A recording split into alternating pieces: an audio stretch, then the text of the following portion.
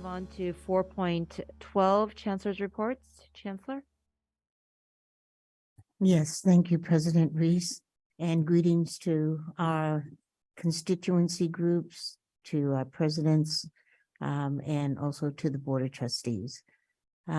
This evening, I'm going to start with Dr. Stacey Shears, who's sitting in for Dr. Angela Garcia at Berkeley City College.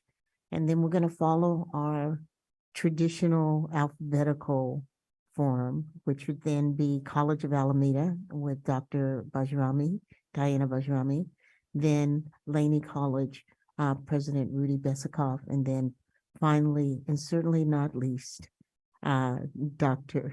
David Johnson. So, Dr. Shears, thank you for being here. Good evening, President Napoli, Reese, Chancellor Jackson, trustees, colleagues, and community members. I'm honored to present the oral remarks on behalf of BCC President Dr. Angelica Garcia. In addition to the written board report in your packet for tonight's meeting, I'd like to highlight a few items at Berkeley City College. First, we'd like to thank President Besikof, Director Amy Marshall, and the team at Laney College for hosting us all for November 10th charrette. It was truly amazing to see our community partners engage in our educational master plan, and our EMP steering committee will discuss our learnings from the charrette at our upcoming meeting, November 22nd. I would also like to thank the EMP steering committee members, Fatima Shah, Pumi Sayavong, and student rep Christian Klichev for attending the charrette. Additionally, a special thank you to Christine Trowbridge and Denalyn Magliari for their work in staffing the BCC table at the event. Second, we learned this week that ACCJC released ACCJC on the Move, which highlights stories of student success and institutional transformation and features Berkeley City College. In the first release, ACC President Dr. McPowell visited BCC in early August, where he learned much about the college.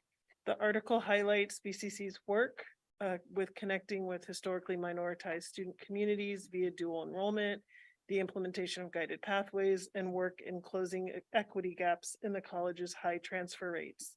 Check out ACCJConthemove.org for the full article.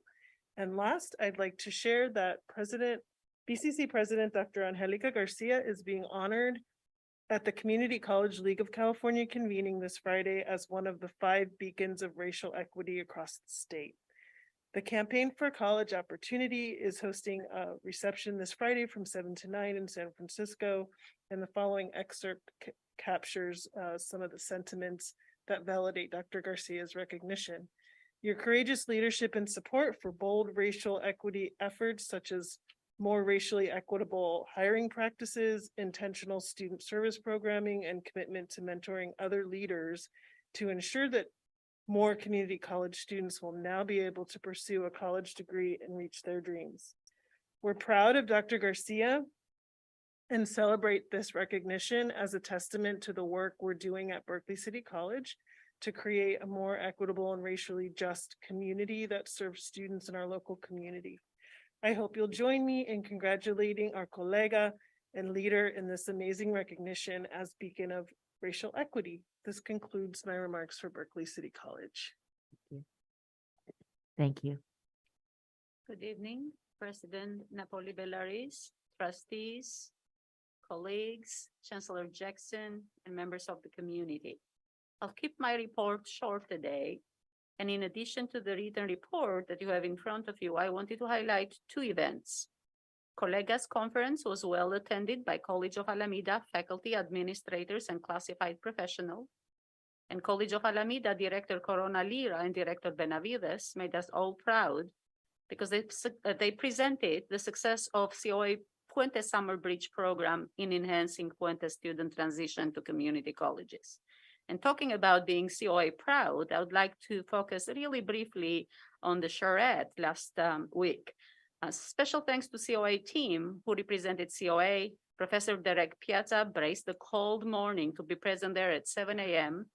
to beautifully set up the COA table. And also Acting Vice President Maurice Jones, Malik Shabazz, ASCOA President Myers, Dean Jennings, Chungwai Cham, Donna Jones, Marivic Lizardo, met with community members to promote COA academic and student services. So it was really good to see the table beaming with people, students, and community members. I also had the pleasure to co-lead the Career Pathways Focus Group with Dr. Wright from West Ed. And it felt really good to see the commitment of the entire community to support PCCD as a great provider of workforce training, crafted in collaboration with K-12 and P-16, adult education, businesses, and labor, and taught by devoted educators and professionals. Special thanks to all the career education deans, Dean Amboy, Dean Jennings, Dean Lewis, and Dean Thomas that made this session a successful one. And this concludes my report. Thank you. Thank you. Good evening, Chancellor Jackson, President Napoli Abella-Reese, members of the governing board, colleagues in education, and most of our valued community members and our students. I'd like to start my report this morning by this evening by following up on my colleagues by saying that Laney was so honored to send 5 of our colleagues to the Colegas Conference. As we continue to explore what it means to be a member of HACU, the Hispanic Association of Colleges and Universities, and to meet the needs of our Latinx students and employees in their communications with us. This has been an exciting venture and yet one more bridge that Laney College is building with our community. Speaking of the community, we were so honored to host the charrette last week.